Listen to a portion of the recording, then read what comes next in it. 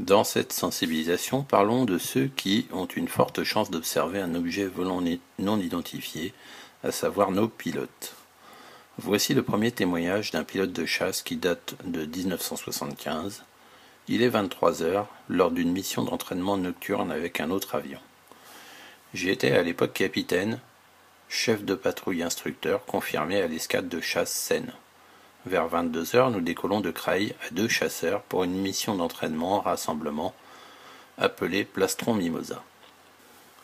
Un exercice relativement délicat, simulant l'interception de nuit d'un avion sans identification.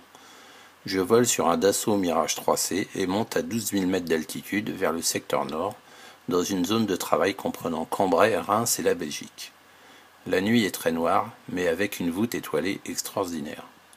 J'arrive à une vitesse subsonique, à 28 km à l'arrière de l'autre Mirage, quand soudain, je vois passer entre lui et moi un truc très lumineux.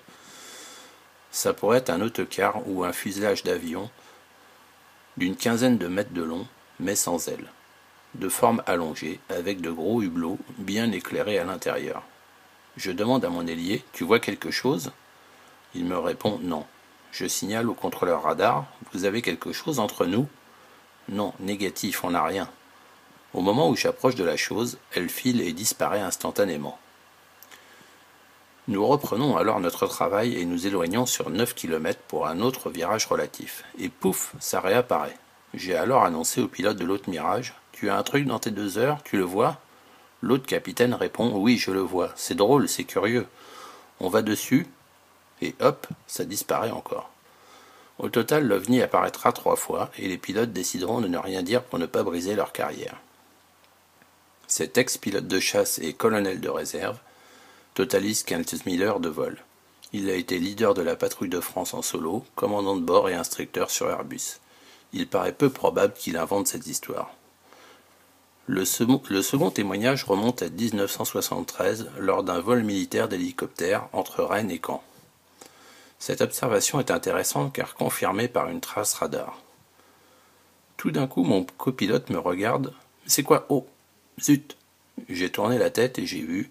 Nous étions doublés par la droite par un immense dirigeable, long comme un paquebot, sans hublot, sans lumière, sans fumée, sans aucune perturbation instrumentale. Après l'observation, qui a peut-être duré 1 seconde, mais 1 seconde c'est très long tout de même, j'ai contacté en VHF la tour de contrôle de Caen, en indiquant que nous venions d'être doublés par une sorte d'immense dirigeable silencieux. Le contrôleur me répondit qu'il avait vu un écho traverser le radar du nord au sud à grande vitesse. C'était gris terne, mesuré à l'estimé au moins 200 mètres de long, avec une épaisseur circonférentielle très importante, ne faisait pas de bruit, était assez pointu à l'avant et je crois à l'arrière.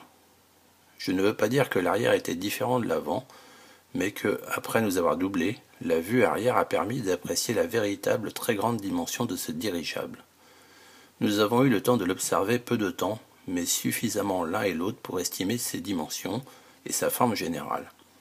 Certains amis m'ont demandé si nous n'exagérions pas les dimensions et ma réponse est non.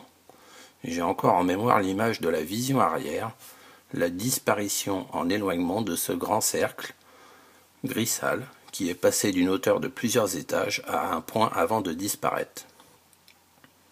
Le plus incroyable est que nous n'avons pas eu peur sur le moment. Par la suite, avec mon copilote, nous étions un peu tendus. Comme notre pilote de chasse, ce pilote d'hélicoptère taira cet incident pour ne pas perdre son job.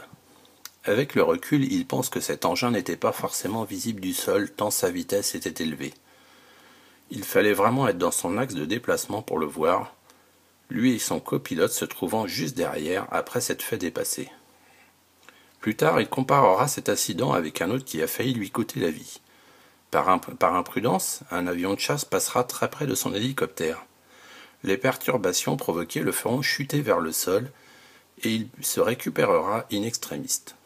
Aujourd'hui, il ne comprend pas comment l'engin si volumineux et si rapide n'a pas provoqué le même phénomène. Il estime que normalement, ils auraient dû être pulvérisés par l'onde de choc.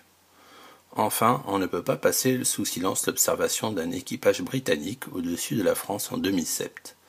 Visiblement inquiet, le pilote décrit au contrôle aérien un objet gigantesque de couleur marron et de forme ovoïde. Cette observation sera corroborée par 2 autres pilotes d'avions de ligne. Le pilote aura le courage de faire un rapport, au risque de briser sa carrière, et sans doute est-ce la raison qui explique que bon nombre de témoignages de pilotes ont certainement dû nous échapper, tant de la part des pilotes civils que des pilotes militaires.